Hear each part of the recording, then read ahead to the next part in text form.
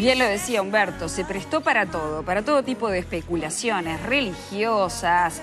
La gente andaba en la calle diciendo, no, es un suicidio colectivo de los peces, es la graduación del pH, es la salinidad, es la temperatura, es el descarte, son los sonares de los buques pesqueros, son, bueno, las especulaciones abundaron. El asunto es que la academia, en estos casos, es quien tiene la voz autorizada para, mediante el método científico, darnos algunas coordenadas para poder comprender fenómenos que nos terminan afectando a todos en la vida cotidiana. En este caso, tuvimos días de 30 y pico de grados. La gente no se podía bañar porque las playas estaban llenas de pescados, aparecieron las cianobacterias, en fin. Un proceso que es interesante hablar con la academia y por eso es un gusto recibir esta mañana a Walter Norbis, es grado 4, se los presento, profesor asociado, es investigador de la Facultad de Ciencias, trabaja en el Instituto de Biología del Departamento de Biología Animal, es director del Laboratorio de Fisiología de Reproducción y Ecología de Peces y también es investigador de la Agencia Nacional de Innovación, la ANI. Hay que hacer para todas las cosas en la vida hay una versión corta y una larga, ¿no? Y en televisión tenemos la versión corta. De todas maneras, hay un contexto importante para que podamos entender por qué aconteció lo que sucedió y después manejar una por una las especulaciones. Perfecto. El contexto es bastante importante porque nosotros vivimos frente al Río de la Plata. El Río de la Plata es un gran estuario que cumple muchas de las propiedades de los estuarios, pero a su vez no cumple ninguna porque es un ecosistema muy particular y extremadamente complejo.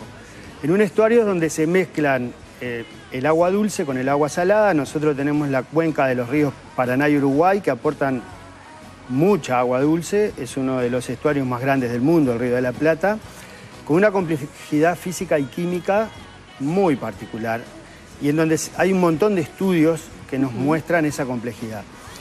A su vez tenemos en esta zona costera del Río de la Plata y de las costas de Uruguay alrededor de más de 300 especies de peces.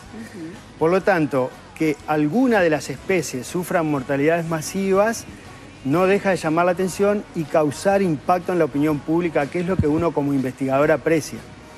Hay especies de agua dulce que cuando se ven, digamos, el ambiente se altera por cambios bruscos de salinidad, como consecuencia fundamentalmente en el Río de la Plata de la rotación de los vientos, nosotros vemos grandes mortandades de peces en las costas de Colonia, en las costas de San José, en las costas de Montevideo y Canelones. De una o dos especies de agua dulce. En el caso de la lacha, otra cosa que quería marcar como que me parece importante es que alrededor del año 98, todo lo que yo estoy hablando tiene mucho que ver con información que está publicada, en revistas científicas. Hay un cambio muy importante en las anomalías de temperatura en el Río de la Plata y hay un cambio importante en el sentido de cambiar anomalías positivas. Esto significa, en términos relativos, un aumento de la temperatura del agua. 1 o 2 grados aproximadamente. Eso es lo que se ha detectado desde octubre del año pasado. Esta información es interesante que la gente sepa también que la NASA dispone de información a nivel mundial y uno puede seleccionar los grados de latitud donde le interesa analizar este tipo de información, bajar la información y está disponible, digamos, para la comunidad científica internacional. Norbis, 2 elementos. Uno es, hablaba de la calidad química del agua, ¿no? O de la composición. ¿Hubo modificaciones en este periodo? Y si es así, ¿a qué se atribuye? Lo que nosotros hemos detectado sí es un aumento de las anomalías de temperatura en sentido positivo. Sí. Eso relativamente se está traduciendo en un aumento de la temperatura. Y además, esto está reforzado por la aparición de especies, o sea, han ampliado el rango de distribución que se encontraban antes más al norte y asociada a agua cálida, las empezamos a encontrar en nuestras aguas, tanto en la costa atlántica como dentro del Río de la Plata. Otra cosa que quería destacar... Ahora, ¿estas especies son más sensibles a los cambios de temperatura? Porque ¿por qué no afecta a otras especies? Exacto. En general, las especies tienen rangos óptimos de salinidad y temperatura, cosa que nosotros conocemos muy bien de la mayoría de las especies. Particularmente la lacha conforma un grupo de especies de alrededor de 80, 100, hasta 140 especies del Río de la Plata medio e interior, que vive en general entre los 16, los 22, 24 grados centígrados y en condiciones de salinidades entre 10 y 16 partes por mil de salinidad. Eso lo conocemos muy bien, o sea, tienen rangos óptimos. Entonces, cuando las condiciones ambientales cambian bruscamente o cuando se generan determinados cambios que afectan algunas condiciones ambientales y no necesariamente por los vientos, estas especies, como la lacha, pueden verse afectadas. Y voy a mencionar algo interesante. La lacha es un clupeido, como son las sardinas, las anchoas, también clupeidos. Son peces pelágicos, o sea, su ciclo de vida depende de la columna de agua y se desarrolla en toda la columna de agua. Entonces, son filtradores y a su vez son extremadamente sensibles al cambio en las condiciones ambientales. Eso es una cosa importante y que en parte nos podrían explicar por qué la mortandad masiva de esta especie en particular. ¿Y tienen entonces características espejo con los peces raya, esos que aparecieron, los chuchos? ¿Y entonces? Los chuchos y las rayas, yo no anduve en la costa como para verificar primero qué especie es, etcétera. A mí me gusta hablar con cierta propiedad, ¿no? Antes. Pero volviendo a las lachas, que fueron unas cuantas toneladas que se encontraron, y no solo a nivel de Uruguay, sino a nivel de costas también de en Brasil, en Argentina. Ahí está, eso es a nivel regional, o sea, eso lo transforma en un hecho mortalidad masiva, como nosotros denominamos. Es un pez, quiero decir también que es un pez graso o semigraso, lo cual se deteriora rápidamente, y cuando uno accede a peces que ya tienen cierto deterioro y en el agua, después es muy difícil realizar un diagnóstico sobre esos peces muertos. Más si es un pez graso o semigraso como es la lacha. De todas maneras se hizo. Sí, las autoridades competentes sé que están haciendo estudios con la Facultad de Veterinaria, pero yo no conozco todavía los resultados. Bien, nos quedan 3 minutos. Otra cosa importante, quiero decir que en general yo hice una revisión bibliográfica, si había antecedentes sobre la especie.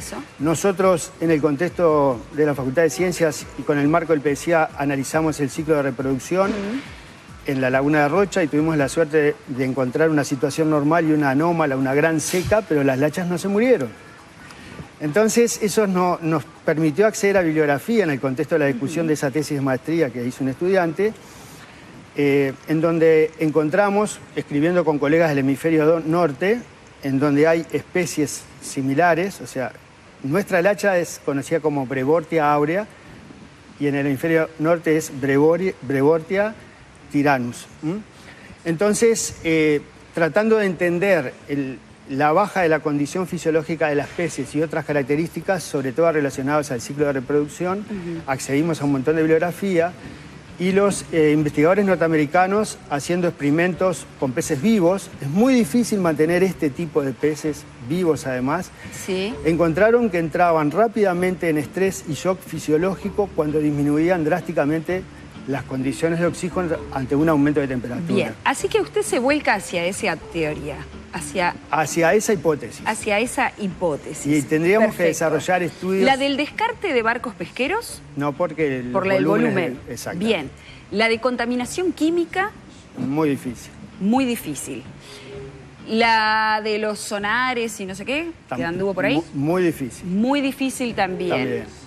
Ya no están los barcos. ¿El resultado de las prospecciones petrolíferas o de gasoductos en el área, en la zona, tampoco? Otro día podríamos hablar del tema de la bioacústica en peces, que es una de mis líneas de investigación en el laboratorio, y los efectos que produce.